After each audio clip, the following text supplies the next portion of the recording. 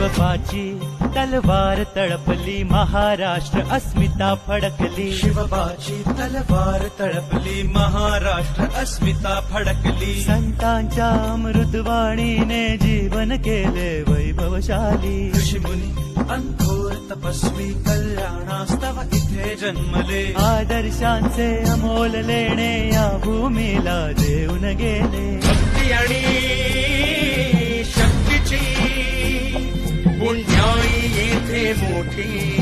एक दिलाने उमटू दे जय घोष आज हा ओठी. दरी खोऱ्यातून नाद घुमले